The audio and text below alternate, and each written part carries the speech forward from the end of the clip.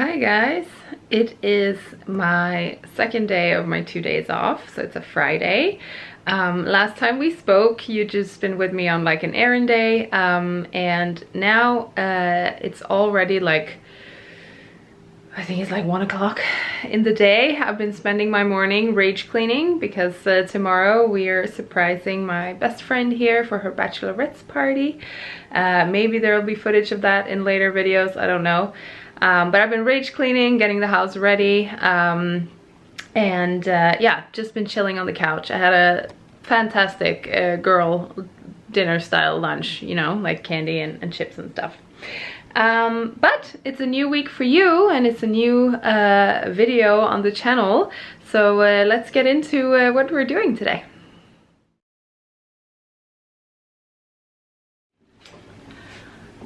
Alright, so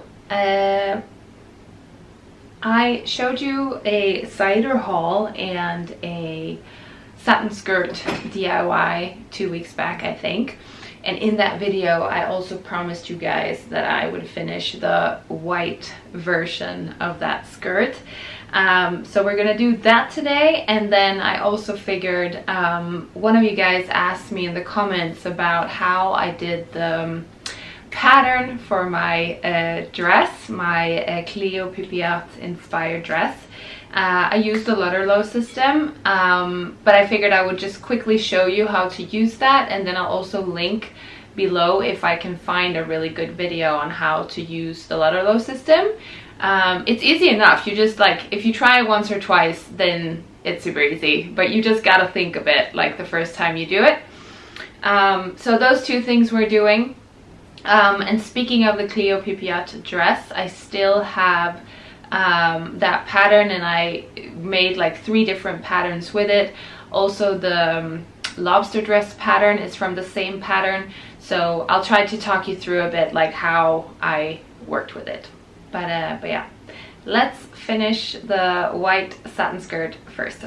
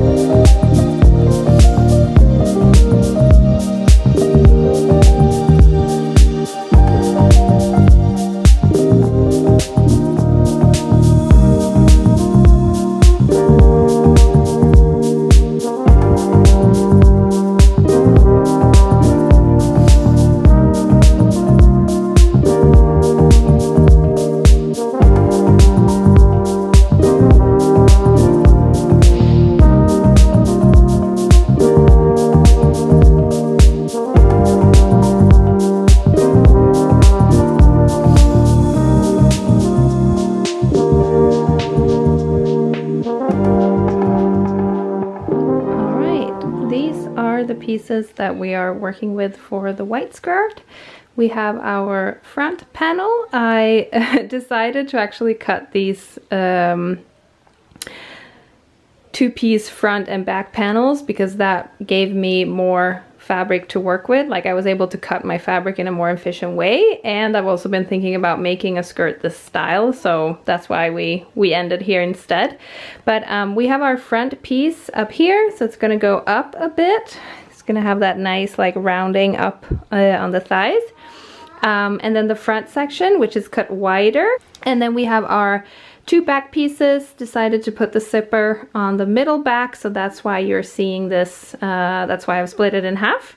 And then we have the back section. I think the back section is probably a little bit too big, so let's see where I end up with this piece.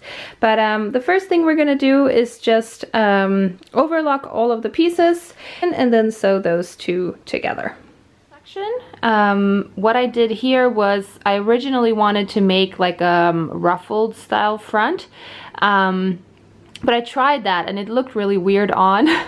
So what we're doing today is we're attaching the front bottom section to the front top section, and I've just pleated it here in the middle. I don't know if you can see that, but I've just made a pleat at the front, and I'm hoping that's gonna give like, yeah, a better look when it's sewn together. We also need to adjust the top section here. I think I'm actually just gonna cut off like 4 or 5 centimeters so that we have a wider angle for the waist, because it's a little too narrow, and then that this section don't end up too far down on the front. So that's what I'm doing now, and then we'll move on to the back section.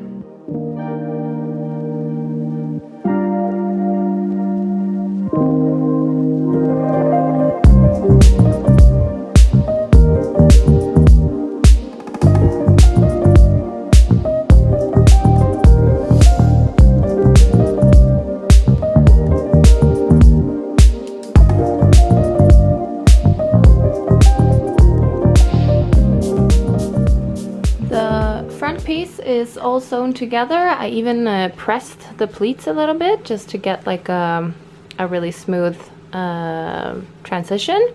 Now we're moving on to the back pieces. So I'm gonna install the zipper first and then attach the bottom section, and then we'll move on to finalizing the skirt. All right, zipper is installed, nice and neat. If you watched the video with the dark blue dress or dark blue skirt, you will know that I actually attached the bias tape before I sewed the side seams. So I'm gonna go ahead and do that on this one as well. But I will sew the side seams before I sew the hem. And that's because I don't know that they match up completely. So I kind of need to adjust that hem at the end if the back section is longer than the front section. But here we go. Bias tape, and then side seams, and then hem. So let me just make that real quick for you guys, and then we'll do a reveal. All right, guys, here we are. The fit is just really, really good, and I love the fact that it's like curved here. So that was a nice detail. I'm out of sewing time today, so I didn't get to finish like the full hem. It's raw there at the very bottom, but I did get to finish the bias tape here, so it looks super nice. Yeah. Let's move on to Lutterloh system. But as I said, I'm out of time today, so you're gonna have to stick around for a part 2. I don't know what happens, like when I'm sewing, I forget about space and time. And also today, for some reason, I had like a few bumps. I had a needle break, I had some thread like mess up, and then a few other things along the way. But super happy with this one, and I'll hem it and wear it, and then I'll see you guys next Monday for Lutterloh system and patterns. So have a nice week. Bye.